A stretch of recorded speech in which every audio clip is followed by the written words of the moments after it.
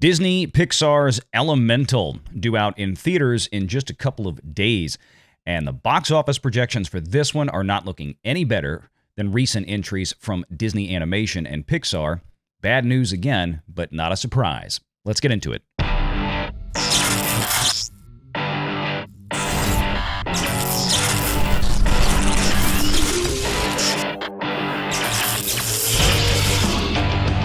Renegade Online.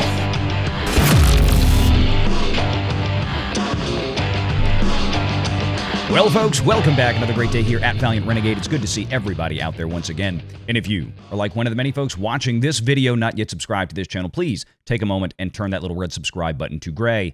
Hit the like button, hit the notification bell, share this sucker out on the social medias, and of course, please do leave a comment before you head out the door today. Disney Pixar's Elemental, well, it's making the rounds in the Hollywood trades in the last few days, and not for the reasons that you'd hope for.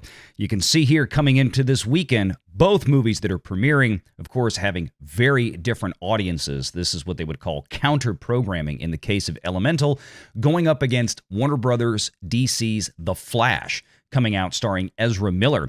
The Flash is looking at $70 million, but Elemental is aiming for $35 million. And as you can see, even Variety magazine can't help refer to this as an underwhelming box office battle. This was positioned as the first big blockbuster battle of the summer, but this weekend's showdown between The Flash and Pixar's Elemental isn't shaping up to be one for the box office record books. Now, we'll talk about The Flash in a separate video, but of course, it is going to play in with Elemental, as you can tell already. And here from Variety, in regards to Elemental, the family-friendly film is bracing for disaster.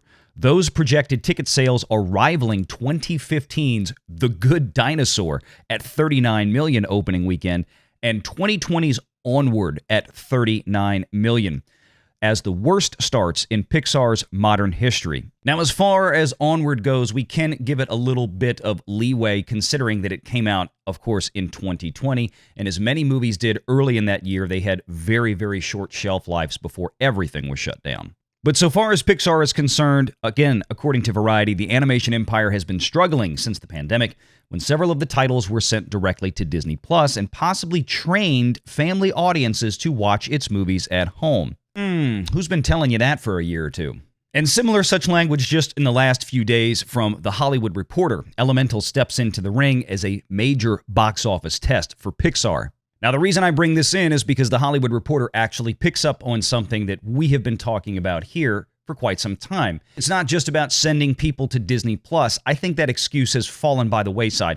We have seen family audiences return to theaters again and again and again. When given the right IP to go see, they will spend tons of money. I don't think in the back of their minds in 2023, they're just saying, oh, this is Pixar, let's just skip it and wait for TV. And this, from THR, observers point not only to pandemic challenges, but to a generational change in its leaders at Pixar, particularly after the 2018 exit of longtime Chief Creative Officer John Lasseter, who departed after acknowledging workplace missteps that left some employees feeling, as he wrote, disrespected or uncomfortable. Now, I'm not going to go back and cover the Me Tooing of John Lasseter again, but needless to say, it was a little thin on substance.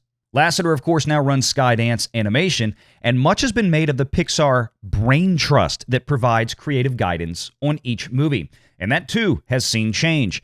Quote, many of the original Pixar brain trust that started the company are gone. Ed Catmull, John Lasseter, Steve Jobs, Brad Bird, story head Joe Ranft, who died in 2005, and more, observes Tom Cito, an alum of Disney and DreamWorks Animation, suggests one animation exec. Quote, their movies bring a diversity of filmmakers, but the richness and depth which John Lasseter brought, it's just not there anymore. As we've said many, many times, as all of these newer Walt Disney Animation pictures and Pixar pictures have come out since the exit of John Lasseter, you can see that the soul has been sucked right out of the body of work that's come from Disney ever since. And even Reuters is getting in on the game. Disney Pixar seeks return of box office magic with Elemental. Again, just from the last day or so, because everybody recognizes the fact that Disney's magic has long left the box office. And hopefully something at some point is going to turn it around, because they didn't get it with Lightyear, they didn't get it with Strange World, they sure didn't get it with The Little Mermaid, and even the Marvel titles by and large, with a couple of rare exceptions in phases 4 and 5, have done rather poorly. The stakes are high for Elemental, according to Reuters, a tale of overcoming outward differences. The movie is projected to debut with a modest $31 million to $41 million this weekend in the U.S., according to Box Office Pro. That's well shy of the recent $120 million haul for Sony's critically acclaimed animated hit, Spider-Man Across the Spider-Verse. It used to be that when a Pixar film was coming out, it could be an original title that didn't even need to be based on pre-existing characters, said Box Office Pro senior analyst Sean Robbins. And it could still open like a mini blockbuster, if not a full-fledged blockbuster. I think that's changed now, said Robbins, especially because there's more competition.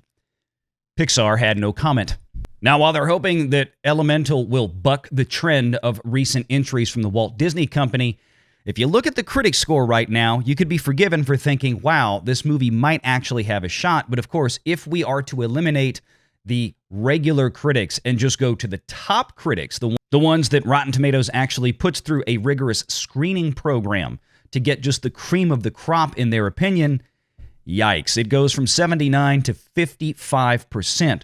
6 fresh, 5 rotten. And if you go to the all critics, 42 fresh with 11 rotten. That should probably tell you right there, as we've observed in recent past, that there's probably a lot of pixie dusting going on with some of these Disney reviews. People talk about review bombing, but as I've stated before, review bombing can go both ways. You can review bomb a movie with a bunch of 10 out of 10s just as easily as you can with a bunch of 1s. And that can happen with critics and general audiences. And finally, let's put things into proper perspective. This chart here, you can see on the left side of the screen exactly which movies we're talking about.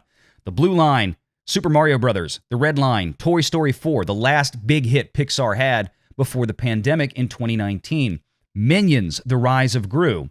Puss in Boots, The Last Wish. The green line, the purple, of course, is Lightyear, and light blue is Strange World.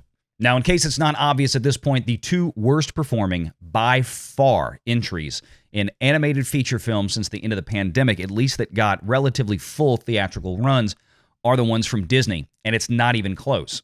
After its opening weekend, Toy Story 4 had racked in almost $121 million.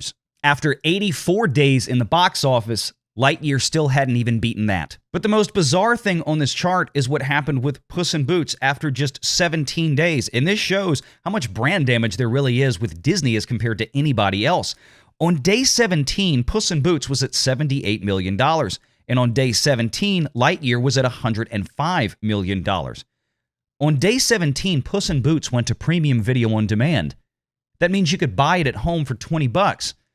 It still ran up way past Lightyear, all the way out to almost $190 million domestically.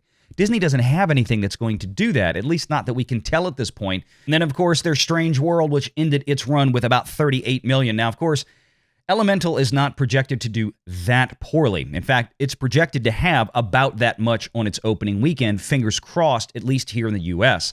No word yet that I've seen on what the expectations are for the global box office or the international box office, but I can't imagine it's going to be sharply higher than what we're seeing here in the U.S. It's still a bad start for a film with a $200 million production budget. And the big problem, of course, with Elemental is going to have going forward is the amount of competition it's facing, not only in its opening weekend, but just in a couple of weeks later when DreamWorks puts out Ruby Gilman. Elemental is definitely shaping up at this point to be Disney Pixar's next bomb. And after Disney just recently laid off a ton of people, including the director and the producer of Lightyear, which was last year's flop, you got to wonder if the folks behind the creation of Elemental are a little nervous right now. They probably are. If they're not, they probably should be. As I've stated before, there's really no reason for Disney to keep Pixar as a separate entity at this point, apart from Walt Disney Animation Studios. The 2 studios are pumping out the exact same stuff. I can't tell them apart anymore, and most other people can't either. Everything looks and sounds the same, and they continue to use retreaded, rehashed stories from the past. Matter of fact, they keep using stories and elements from when Lasseter was still there, trying to piece them together in some type of Franken movie that winds up looking like Elemental. And it doesn't really wind up pleasing anybody. Now, it doesn't seem that the Walt Disney Company put a whole lot of marketing effort into Elemental. I have a feeling they probably held back on some things to try to boost The Little Mermaid to no avail, which this weekend is going to be about it for it.